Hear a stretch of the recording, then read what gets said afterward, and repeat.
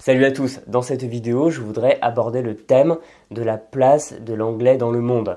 Parce qu'on vit dans un monde qui est majoritairement anglophone maintenant, il y a plus d'1 milliard de locuteurs au total de l'anglais. Ce n'est pas la première langue par le nombre de locuteurs natifs, mais en tout cas par le nombre total de gens qui le parlent. Ce qui fait qu'on vit dans un monde où l'anglais est devenu la langue de communication internationale.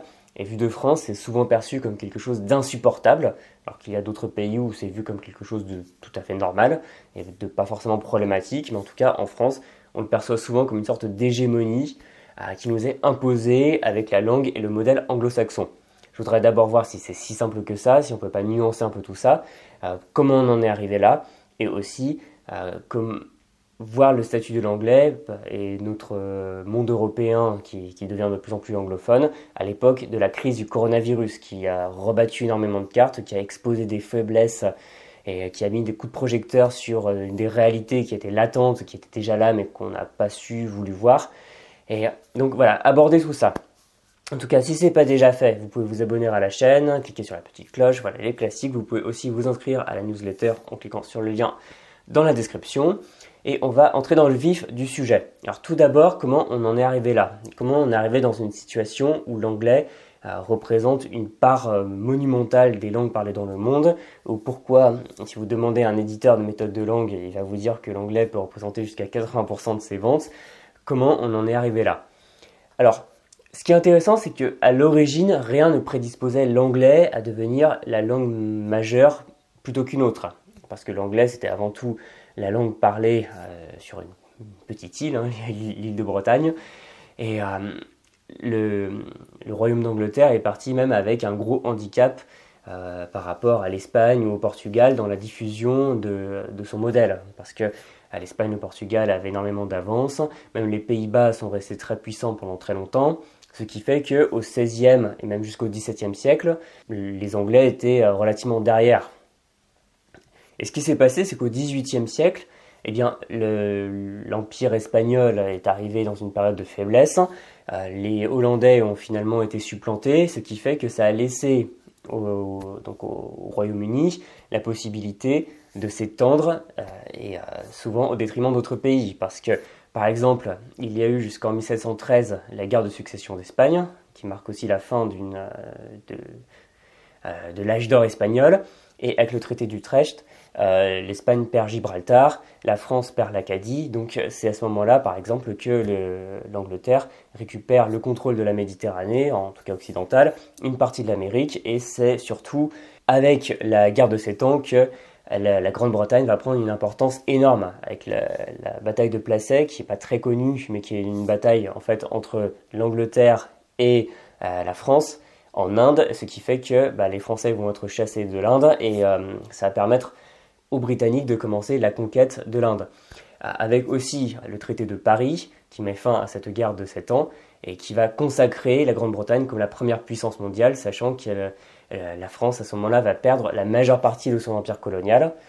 Et même si entre 1775 et 1783 il y a la guerre d'indépendance américaine avec la perte des 13 colonies, on va arriver à une situation en 1815 où donc les forces coalisées vont vaincre la France napoléonienne. Et ce qui va se passer à ce moment-là, c'est que la Grande-Bretagne va pouvoir rayonner parce qu'elle est sortie gagnante du conflit, elle est maîtresse des eaux, et même s'il y a les jeunes États-Unis qui ont pu récupérer la Louisiane à peu de frais et commencer une expansion territoriale assez importante, on va voir que il y a la Grande-Bretagne d'un côté qui va imposer une Pax Britannica entre 1815 à peu près 1914, et donc devenir la première puissance mondiale. Ensuite, les États-Unis vont prendre le relais à partir de la Deuxième Guerre mondiale. Et donc, ce qui se passe, c'est que ce n'est pas une situation en réalité qui est nouvelle, parce qu'on présente souvent l'américanisation du monde, la mondialisation comme quelque chose qui nous est tombé dessus récemment, le fait que tout le monde se mette à parler anglais. Mais en fait, non, ce n'est que l'aboutissement d'un très long processus de plus de 200 ans. Et ce qui s'est passé, c'est que même si l'Empire britannique n'existe plus, il a essaimé, et donc on a des pays maintenant très riches qui parlent anglais. Donc le premier, c'est bien sûr les États-Unis qui depuis 1991 s'est imposé comme la première puissance mondiale, la première hyperpuissance hégémonique, même si maintenant la Chine vient un peu titiller les États-Unis sur ce point, avec évidemment d'autres pays, à commencer par l'Irlande qui est devenue anglophone très tôt, le Canada, l'Australie, la Nouvelle-Zélande, l'Inde, qui d'ailleurs est devenue 6e puissance mondiale économique devant la France maintenant, où l'anglais n'est pas forcément parlé par tout le monde, mais c'est quand même une langue des élites qui va faire un lien entre les élites d'un pays de plus d'1 milliard d'habitants. Ou même dans d'autres pays comme le Pakistan, où l'anglais est assez peu parlé par nombre de locuteurs, mais là aussi, les élites vont le parler, et c'est un pays qui est extrêmement peuplé, aussi dans d'autres pays comme en Afrique, au Nigeria, qui est la première puissance africaine, en Afrique du Sud, qui est un autre grand pays économique d'Afrique, ce qui fait que déjà, il y a une présence qui est ancienne, bien ancrée dans le monde entier, et souvent dans des pays assez riches. Alors même si d'autres pays ont pu laisser une empreinte, par exemple l'immense ère culturelle hispanophone en Amérique latine, le Brésil portugais, la France a bien sûr laissé de la francophonie dans le monde entier, même si j'ai l'impression, je ne peux pas m'empêcher d'avoir la sensation que ça s'est moins implanté dans énormément de pays. Par exemple, en Inde, il y a encore beaucoup de gens qui parlent anglais, mais le français n'a pas eu ce statut, n'a pas gardé ce statut, par exemple, dans l'ancienne Indochine. Et en plus de ça, il y a une deuxième phase qui est arrivée justement, qui était concomitante avec la fin de la guerre froide, qui est celle de la mondialisation et d'Internet. Et ce qui fait que l'anglais, assez rapidement, est devenu la langue des élites, la langue de la communication internationale et la langue des échanges électroniques. Et à ce moment-là, la majorité des grands pays se sont convertis massivement à l'anglais, et bien sûr dont les pays européens, et même s'il y avait une sorte de parité avec le français, elle s'est peu à peu étiolée avec le temps. Et surtout, les innovations technologiques ont commencé à venir des États-Unis, aussi en partie du Japon pendant une partie du XXe siècle, mais le Japon n'a jamais vraiment exporté sa langue. Mais quand on regarde par exemple le marché de l'informatique, s'il y a des gens un peu âgés parmi vous qui ont connu les ordinateurs français ou britanniques ou autres, vraiment les marchés locaux jusque dans les années 80, ça s'est terminé. Dans les années 90, le PC de IBM s'est imposé, les logiciels de Microsoft aussi, et maintenant on a les GAFA, c'est-à-dire Google, Amazon, Facebook et Apple, qui sont uniquement des entreprises américaines, et qui d'ailleurs sont en conflit permanent avec l'Europe, parce que grâce à des dispositifs fiscaux avantageux, ils vont évidemment capter énormément de richesses.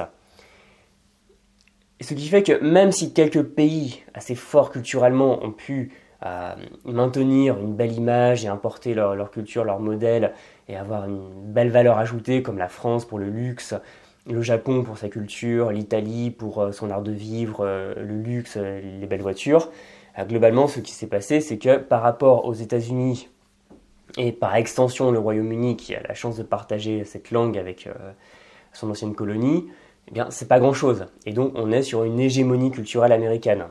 Et c'est là que beaucoup de Français vont dire « Ouais, mais ça nous a imposé, c'est les méchants Américains ». Alors évidemment, c'est pas innocent, il y a un énorme profit. Par exemple, le plan Marshall de 1947 a été en partie motivé par la volonté d'avoir des débouchés économiques des États-Unis vers l'Europe, et aussi de ne pas voir l'Europe sombrer dans le communisme. Et donc forcément, les anglophones, à l'heure actuelle, sont avantagés. Je m'étais fait la réflexion maintenant il y a une dizaine d'années parce que j'avais dû faire traduire des papiers pour un truc de mes études en anglais, et je m'étais dit c'est bête parce que quelqu'un qui est anglophone à la base, lui il n'a pas besoin de faire ça, donc il est avantagé, il n'a pas besoin de perdre de l'argent, du temps et de stresser pour envoyer des documents. Et forcément, vu que le monde apprend l'anglais et que les anglophones apprennent relativement peu de langues parce que c'est dans les pays comme le Royaume-Uni ou les États-Unis où les gens de langue maternelle anglaise parlent assez peu de langues étrangères, et y a un déséquilibre. Eux nous vendent leurs cours, leurs diplômes, la nécessité de parler leur langue, alors qu'il y a très peu de nécessité imposée aux Américains, aux Britanniques de parler le français et l'espagnol, sauf s'ils en ont besoin au cas par cas. Et d'ailleurs, je pense que c'est pas du tout innocent que le seul pays qui ait pris la décision de sortir de l'Union européenne, ça soit le Royaume-Uni, parce que le Royaume-Uni a cet avantage de la culture anglo-saxonne et de la langue anglaise, ce qui fait qu'ils sont plus mondialisés, donc vont plus facilement pouvoir se détacher du reste de l'Europe, je pense. Mais après, c'est pas seulement imposé, parce que évidemment, si les pays anglo-saxons ont un intérêt à ce que les autres pays du monde parlent anglais, c'est indéniable, il y a aussi une demande des Européens. Et pour ça, on peut voir deux phénomènes. Le premier, c'est que les Européens, de manière générale, avaient besoin d'une langue commune de communication. Ça aurait pu être le français ou l'allemand ou l'italien ou l'espagnol, mais ça n'a pas été le cas. Parce que de manière générale, les Allemands et les germanophones du monde germanophone en Europe ont renoncé à la puissance par la langue, même s'ils n'ont pas renoncé à la puissance industrielle, par l'innovation, etc. Donc ils n'ont pas cherché à imposer leur langue. Le français a essayé un peu, mais le problème de la France, c'est qu'il y a des ambitions et il y a les moyens qui ne sont pas à la hauteur. Et donc par défaut, par appel d'air, c'est l'anglais qui s'est imposé faute de langue commune. On aurait pu réfléchir à une langue commune. Fut un temps, une langue comme l'espéranto a pu susciter des espoirs de devenir une langue commune européenne. Le projet a été plus ou moins tué dans l'œuf, même si la langue encore debout reste. Bref, on en est arrivé là. Et c'est aussi, je pense, un problème de faiblesse européenne. Et c'est pour ça que je parlais du coronavirus, c'est qu'on est vraiment dans une période où on voit que le roi est nu, où tous les États sont désorganisés, impréparés. Et d'ailleurs, les institutions européennes, qui de toute façon n'étaient pas prévues pour gérer une crise sanitaire, sont aux abonnés absents, n'en ont pas parlé. Et c'est ce morcellement européen, cette espèce de vassalité des Européens aux États-Unis, c'est pas un gros mot, mais c'est un état de fait. Et puis de toute façon, l'Union européenne est dans la tourmente depuis la crise grecque de 2008. Et ça a mené par exemple au Brexit. Et ça a montré notre fragilité structurelle, le besoin de recourir à l'OTAN comme moyen de défense, comme bouclier, parce qu'on ne peut pas se protéger nous-mêmes. La dépendance évidemment technologique aux États-Unis. Et d'ailleurs, si vous creusez un peu des sujets, par exemple comme l'extraterritorialité des droits américains, je ne vais pas en parler, mais je vous laisse regarder des choses là-dessus. Vous voyez que les entreprises européennes sont potentiellement menacées par la justice américaine. Ne parlons même pas de l'espionnage massif qui a été réalisé, qui a été dénoncé, même si, évidemment, tout le monde s'espionne. Je vous laisse lire, par exemple, le livre de Edward Snowden qui est sorti récemment. Et on voit bien à quel point on est dans une situation de déséquilibre. Il y a la Chine, évidemment, qui arrive avec tout ça.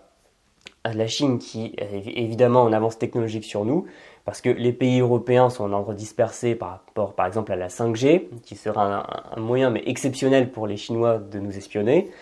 Alors il y a des pays qui en veulent pas, des pays qui veulent bien, mais ça montre que l'Europe n'a pas de répondant face à ça, de répondant commun. Et aussi tous les investissements qui sont très déséquilibrés, avec les Chinois qui font des investissements en Europe et les Européens qui sont beaucoup plus limités pour faire des investissements en Chine. Et ça montre bien à quel point en fait l'Europe est faible, l'Europe est affaiblie depuis très longtemps, et de par cette faiblesse va avoir besoin d'une langue de référent commun, de structures qui vont venir d'ailleurs, et donc importer du pays le plus puissant, c'est-à-dire encore les États-Unis. Et ce qui est intéressant, c'est que ça peut vous sembler un peu bizarre que je parle de politique ou de diplomatie en parlant de langue, mais tout est lié.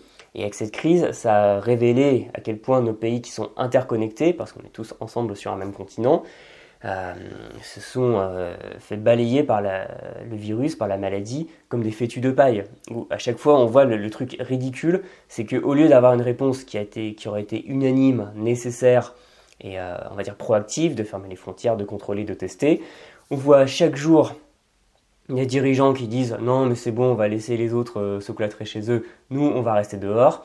Par exemple, Boris Johnson, typique du Royaume-Uni qui se sent très fort en ce moment après le Brexit. Mais bon, ils ont fini par ne plus parler de leur immunité de groupe, mais encore une fois, de se confiner chez eux.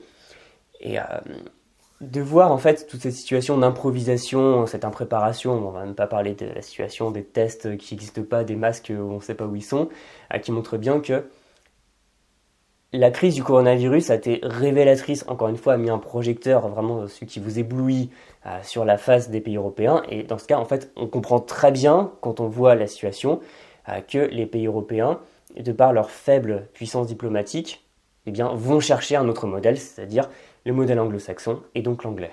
Et si je tenais à faire cette vidéo qui déborde un peu sur le sujet politique, c'est parce que ça va s'accentuer tout ça. Parce que quand on voit ce qui se passe, par exemple l'affaire avec ce laboratoire basé à Tübingen, à CureVac, qui a reçu une offre en or de la part de la Maison Blanche pour que le vaccin futur contre le coronavirus appartienne aux États-Unis plutôt qu'à l'Europe. C'est ce qui a été révélé par le journal allemand Die Welt.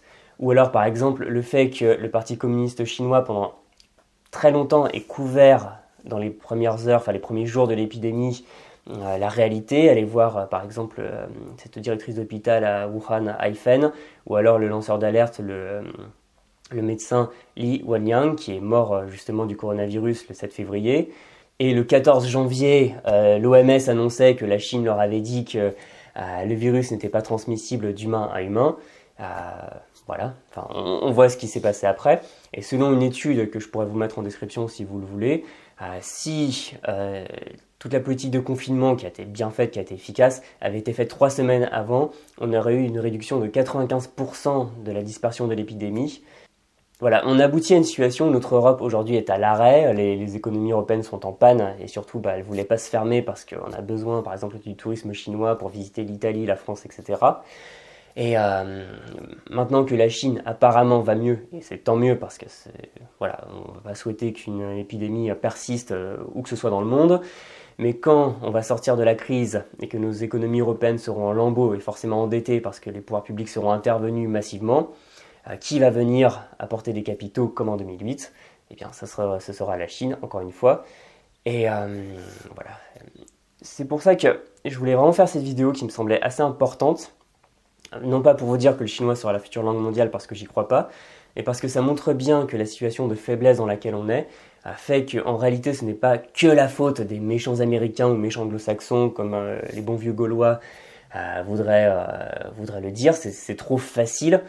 Parce que même si les États peuvent être brutaux dans leur manière de faire, dans leur manière d'imposer leur langue, il y a en fait en réalité une faiblesse structurelle des pays européens, dont la France, une dépendance à la fois culturelle, parce que en même temps, on regarde plus d'œuvres américaines ou britanniques que d'autres pays. Enfin, c'est pas pour rien aussi qu'il y a une explosion du nombre de gens qui se connectent à Netflix, où il y a principalement des séries américaines, pas que, et ça c'est pas mal, mais principalement de la culture anglo-saxonne. Et on est de toute façon dans un effet de réseau, parce que je l'ai montré, et ça fait 200 ans en fait qu'on prépare un monde principalement anglophone.